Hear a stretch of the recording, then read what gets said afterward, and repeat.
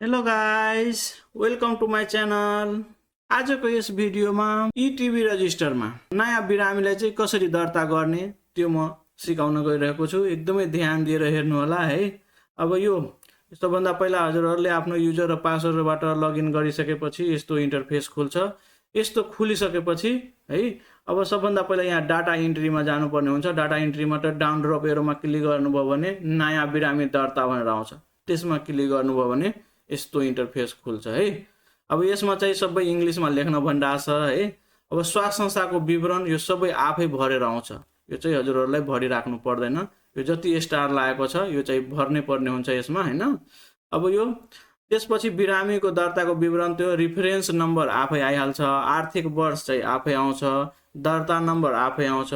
त्यसपछि हजुरहरूले भर्नुपर्ने भनेको दर्ता मिति हो, बिरामीको नाम हो, त्यसपछि बिरामीको थर, जाति कोड, बिरामीको उमेर, त्यसपछि लिङ्ग महिला हो कि पुरुष हो, वेट, त्यो बिरामीको चाहिँ तौल कति हो त्यो भन्नु पर्यो, सम्पर्क नम्बर, त्यसपछि बिरामीको घर चाहिँ कहाँ छ है, त्यो बिरामीको जिल्ला, त्यसपछि पालिका, त्यसपछि वडा नम्बर, त्यसपछि रेफर्ड बाई है। अब यो रेफर्ड बाई कहाँबाट आएको छ बुझ्नुभयो।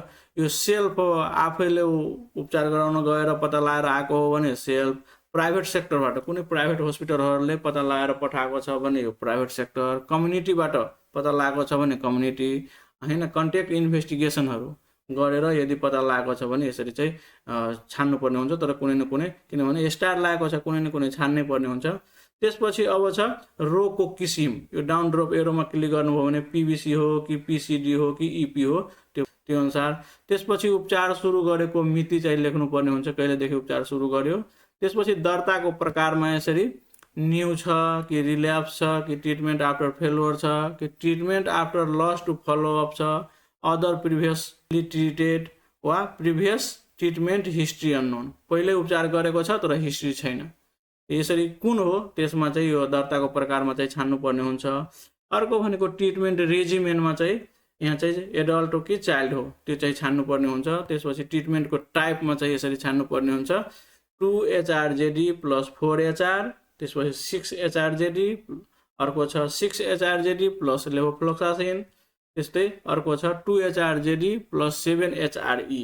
अब कुन त डक्टरले प्रिस्क्राइब गरेको छ कुन ट्रिटमेन्ट टाइप चाहिँ दिनलाई, त्यो अनुसार चाहिँ उपचार गर्नुपर्ने हुन्छ है। त्यसपछि अर्को छ पेसेन्ट अन्डर सिबी डट्स। सिबी डट भनेको कम्युनिटी बेस्ड डट्स कार्यक्रम छ। त्यो हजुरहरूको संस्थामा लागू भएको छ भने यस गर्नु, छैन भने नो गर्नु होला है। त्यसपछि अर्को डिएसटी स्टेटस चाहिँ हामीले भरिराख्नु पर्दैन। यदि हजुरहरूले जिन एक्सपर्टको रिपोर्टहरू दिनुभयो भने यो आफै भरेर आउँछ। त्यसपछि अर्को छ निदान तथा उपचार अवधिमा टिबी एचआइभीको अवस्था र उपचार। टिबी र एचआइभी त एकदमै सम्बन्धित हो है। टिबी भएको बिरामीलाई एचआइभी हुने सम्भावना धेरै हुन्छ र एचआइभी भएको बिरामीलाई टिबी हुने सम्भावना धेरै भएको कारणले गर्दा यो के छ अवस्था, प्रत्येक ट्युबरक्लोसिसको बिरामीलाई चाहिँ एचआइभी जाँच चाहिँ गर्नै पर्ने हुन्छ। त्यो अहिले हामी पिएमटिसिटीको के भन्छ किटबाट जाँच गर्छौँ हैन। त्यसबाट के छ अवस्था एचआइभीको, यस पोजिटिभ आयो कि नेगेटिभ आयो कि अननोन के छ त्यो गर्नुभयो। यदि पोजिटिभ आयो भने एआरटी सिलेक्ट गर्नुपर्ने हुन्छ है। जस्तै यसरी अब पोजिटिभ देखाउनु भयो भने एआरटीको खुल्छ, एआरटी यस नो, त्यसपछि सिपिटी। यदि यसमा यस गर्नुभयो भने सिपिटी यस नो गर्नु। यदि नेगेटिभ आएको छ भने त्योहरू चाहिँ खुल्दैन, भर्नु पर्दैन। त्यसपछि अब क्षयरोग निदान गर्दा समयमा खकार परीक्षणको प्रकार र नतिजा। अब केबाट चाहिँ क्षयरोग निदान गर्नुभएको छ, स्पुटमबाट गर्नुभएको छ भने यसमा क्लिक गर्नुहोस्, रिजल्ट के छ, ल्याब नम्बर कति छ र मिति कति छ त्यो हाल्नुपर्ने हुन्छ हैन। स्पुटमबाट हैन, जिन एक्सपर्टबाट फाइन्ड आउट भएको छ भने जिन एक्सपर्टमा क्लिक गर्नुहोस्। त्यसपछि रिजल्ट के छ है, रिजल्टमा यसरी आउँछ इनभ्यालिड वा एरर वा no result, MTB not detected, rifampicin indeterminate, त्यसपछि rifampicin resistant, rifampicin sensitive, MTB detected, यसरी आउँछ। अब के त्यो रिपोर्टमा लेखेको हुन्छ त्यो अनुसार चाहिँ छान्नुपर्ने हुन्छ। ल्याब नम्बर कति हो, मिति कहिले चाहिँ यो जिन एक्सपर्ट गरेको हो, त्यसरी चाहिँ। अनि त्यसपछि पेसेन्ट आइडी, यो एउटा नयाँ थपिएको छ अहिले, पेसेन्ट आइडी ट्र्याकर। जुन जिन एक्सपर्टको रिपोर्ट छ नि त्यहाँ पेसेन्ट आइडी लेखेको हुन्छ, त्यो चाहिँ अनिवार्य यहाँ चाहिँ लेख्नु होला है। यसलाई चाहिँ डिएचआइएस2बाट ट्र्याक गर्नलाई चाहिँ सजिलो हुन्छ त्यो केसलाई। त्यही भएर यो चाहिँ पहिला चाहिँ थिएन, अहिले चाहिँ यो पेसेन्ट आइडी राख्नुपर्ने। जुन जिन एक्सपोर्टको रिपोर्टमा लेखेको हुन्छ त्यो चाहिँ यहाँ लेख्नुपर्ने हुन्छ।